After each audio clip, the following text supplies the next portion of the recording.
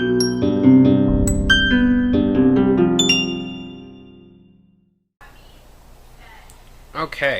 so my second pitch is the Justice League Infinite on Crisis on Infinite Earths video game. I'm not super learned on the comic book stories, but I really do love comic book superheroes, and I would love a really good video game with a lot of the superheroes. So my thinking is, what if there's this big Justice League game that has a 7-day cycle? It's like Majora's Mask. You play as your hero, and you choose who you're going to be, and you go through your missions, and then at the end of the 7 days, if you didn't save all the Earths, you choose again and keep going and completing more. And that with the karma scale, oh no, I've harmed an innocent or a police officer, or I've just shot the bad guy too much, moves you up and down on it.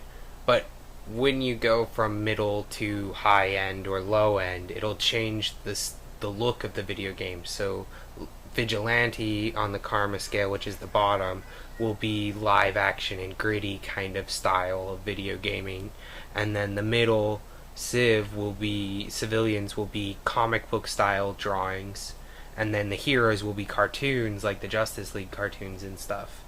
And then what'll be really cool is you can, by completing the different chapters at certain points in the scale, you can unlock different endings for those heroes. So like, if you were to be good down to evil, it would be the hero's falling storyline and finish.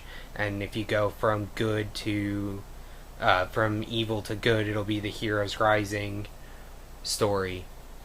And so then I'm thinking the first set of characters are going to be, personally my favorite would be Green Arrow, because I think Batman's got a lot of stuff, and so Green Arrow would be a good one. And so when you're a vigilante, you have more destructive arrows. You have bombs, armor piercing, poison tips. You get bonus XP for torturing information out of people. For civilian, you have like blunt tips to knock them the fuck out, or break bones, or roping them up, possibly hanging them, or sonic boom arrows. And then for hero, the boxing glove, I'm not really sure what else to do for the hero. I've had this idea for a glitter trap. So it's this glitter that weighs really heavy, so he throws it up in the air over him, and anybody that has the glitter on them is instantly weighed down to the ground. And then creating a new bow that it's multiple flat bows stacked on top of each other for distance. So it's like, oh, I only need a short arrow range, so I'm going to use the smaller portion of the bend, or I'm going to use the full long bow to hit him super far away.